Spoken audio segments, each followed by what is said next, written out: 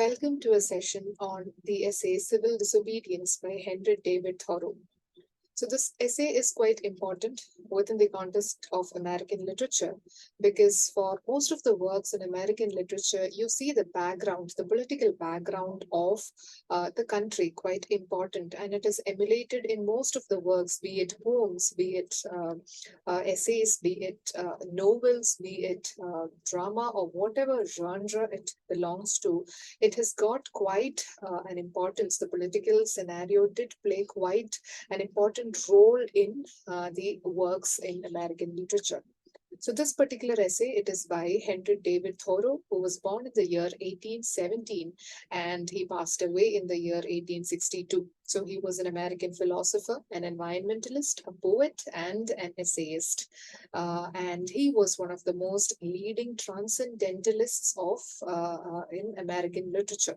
So transcendentalism is also again an important concept in American literature and something that was used by most of the American writers, the concept transcendentalism. So Henry David Thoreau was one of the most important transcendentalists in America. So Thoreau's work, which you might probably have heard about, the most important one being Walden, which was first published in the year 1854. And it talks about how he lived a life of solitude at Walden, near the Walden Pond in Massachusetts, from 1845 to 1847. So it was more like an experiment that Thoreau conducted, through which he wanted to talk about the aspects of individualism and self-reliance. Now, again, important concepts emulated through American literature. So, civil disobedience, this particular essay that we are going to deal with, it was published in the year 1849. It was related to, but it was not just that topic, but it was related to non-violent resistance to the government. So, he was instigating the people to express, a disagreement with the government in a non-violent way. Concepts which were later used by people or figures like Mahatma Gandhi in India, non-violent resistance. So civil means relating to the citizens' relationship with one another and the state. So that is why the essay is titled as Civil Disobedience. Now, what is a philosophy and writing style used by Thoreau? So he has this aspect where you see the close observation of nature, the personal experience. There is a pointed rhetoric. There is a way that he talks about certain topics. There are the symbolic meanings that you can get out of most of the topics that he talks about. And there is the historical lore, the historical or the context or the history of the country itself that he talks about, while displaying there is a sense of poetic sensibility and philosophical austerity. So it was not just about writing an essay with his political aspects, but it was written in such a beautiful way. And for Thoreau personally, philosophy, or he was a philosopher, so philosophy, it was not just a way of life or and not solely a lens for thought and discourse. It was not something that he used for writing alone. He emulated that in his life as well.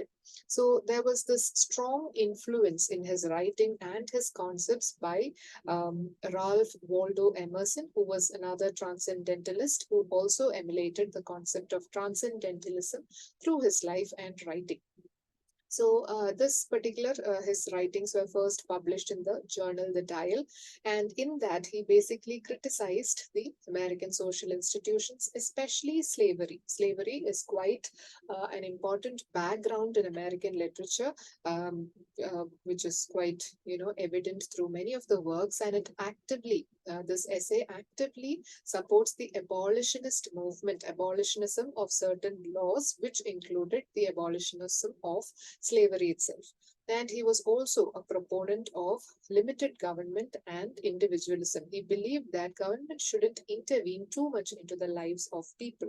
So the individual had the importance. So individualism was given importance. Now there are three important contexts which are quite important in this essay, especially this essay. The first context that you need to understand before reading the essay is transcendentalism. So transcendentalism, it is more like an idealistic stance against materialism. traditionalism, conservatism, and orthodoxy of politics, as well as Unitarian Church. So, transcendentalism is transcending all of these things, transcending materialism, that extreme want for things, the tradition, the rules, the regulations, the conservatism and orthodoxy of politics, as well as church. So, that is the first most important aspect of transcendentalism. Now, it also emphasized the importance of the individual and his need to transcend ordinary life and invest life with spiritual worth. So, as I mentioned before, individualism was also quite an important concept that these writers used, including Emerson and Thoreau. So, the individual had the importance. What did the individual feel about certain things? These were the aspects that gained importance. So, primary importance was given to the individual, and also to transcend ordinary life and invest life with spiritual worth. Here, spiritual worth doesn't mean religion or anything of that sort, but a sort of tranquility. That was what transcendentalism intended to have. And it also believed the truth and meaning which lie within the human soul or conscience, and the individual should turn inward in solitude and practice self reliance. Okay, so according to the belief transcendentalism, every truth you could find inside a human soul itself, or inside the conscience of a person itself. You didn't have to really look out anywhere, but it is within yourself. And individuals should, once in a while, like the example that he used for himself through Walden, individuals should once in a while practice solitude and practice self-reliance. So an individual should learn to how to live alone. That was the concept of transcendentalism. That is the first context of this essay. The second context that he talks about is abolitionism.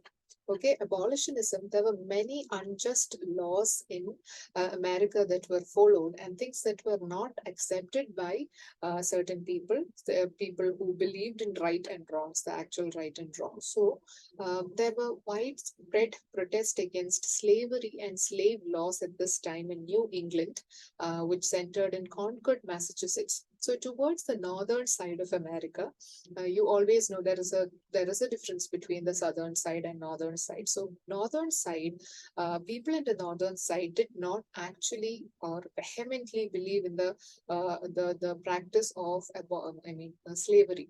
So after this essay was published, there came a controversial fugitive slave law in 1850, which helped slave owners and denied slaves the right to trial, supported by politician Daniel Webster. So basically, these laws accepted or agreed to slavery. Slaves could be easily bought and sold. So American Anti-Slavery Society in Philadelphia, established in 1833, promoted non-violent resistance, including Thoreau, who were for that concept. So Thoreau was critical of some of the indirect modes of resistance that they advocated. So, according to Thoreau, Thoreau had this belief that people should be openly able to talk about or openly deny the government. It shouldn't be, agreeing to it and being a hypocrite, or not agreeing to it in public and being a hypocrite and agreeing to it in private, but should be able to resist the unjust laws. So, slavery came to an end only at the end. Now, this is what happened in history. There was no particular use by this essay there, but slavery only came to an end by the end of Civil War in 1861 with the Emancipation Proclamation made by Abraham Lincoln.